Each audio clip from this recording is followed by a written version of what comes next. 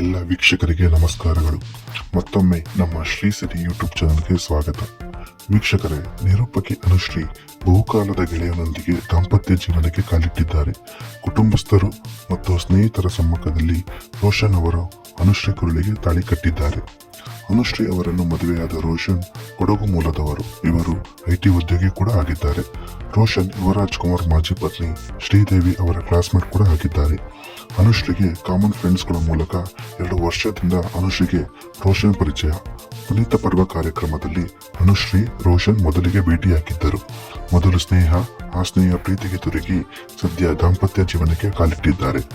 ಅನುಶ್ರೀ ಅವರು ಮಾಧ್ಯಮಗಳ ಜೊತೆ ಮಾತನಾಡುವಾಗ ಈ ರೀತಿ ಹೇಳಿದರು. ಮದುವೆ ಬಹಳ ಸುಂದರ, ಸರಳವಾಗಿ ನಡೆದಿದೆ. ಬಹಳ ಕಡಿಮೆ ಜನರ ಜೊತೆಗೆ ಮದುವೆ ಆಗಬೇಕೆಂದು ಅನ್ನೋದಾಗಿತ್ತು. ನಮ್ಮ ಆಸೆ, ನಿಮ್ಮೆಲ್ಲರ ಪ್ರೀತಿ, ಸಪೋರ್ಟ್ಗೆ ಥ್ಯಾಂಕ್ಸ್. ಯಾರು ಹೇಳಿದ್ರು ನಮ್ಮ ಲವ್ ಸ್ಟೋರಿ ಬಗ್ಗೆ ನಂಬುತ್ತಿರಲಿಲ್ಲ. ಇಬ್ಬರು ಫ್ರೆಂಡ್ಸ್ ಆದ್ವಿ, ಕಾಫಿಗೆ ಹೋಗಿದ್ವಿ, ಲವ್ ಮಾಡಿ ಮದುವೆ ಆದ್ವಿ. ಪುನೀತ ಪರ್ವದಲ್ಲಿ ಪರಿಚಯ ಆಯಿತು.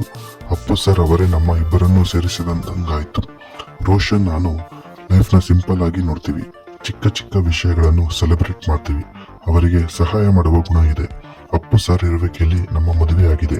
ಅವರ ಫೋಟೋ ಕೂಡ ನಮ್ಮ ಮದುವೆ ಮಂಟಪ ಜಾಗದಲ್ಲಿ ಇಟ್ಟಿದ್ದೀವಿ. ಶಿವಣ್ಣ, ಗೀತಕ್ಕ ಸೇರಿದಂತೆ ಹಲವರು ಬಂದು ಆಶೀರ್ವಾದ ಮಾಡಿದ್ದಾರೆ.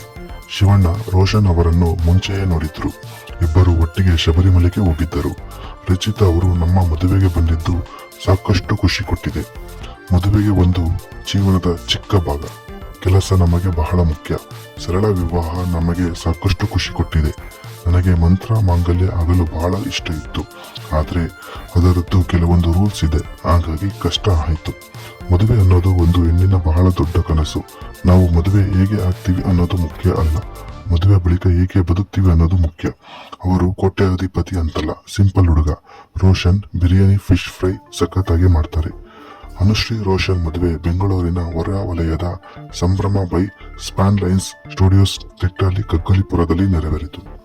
ವೀಕ್ಷಕರೇ, ಅನುಶ್ರೀ ರೋಷನ್ ರವರ ಮದುವೆ ಬಗ್ಗೆ ನಿಮ್ಮ ಅನಿಸಿಕೆಗಳನ್ನು ಕಮೆಂಟ್ ಮೂಲಕ ತಿಳಿಸಿ. ಹಾಗೆಯೇ ನಮ್ಮ ಶ್ರೀ ಸಿರಿ ಚಾನಲ್ ಅನ್ನು ಸಬ್ಸ್ಕ್ರೈಬ್ ಮಾಡಿ. ಧನ್ಯವಾದಗಳು.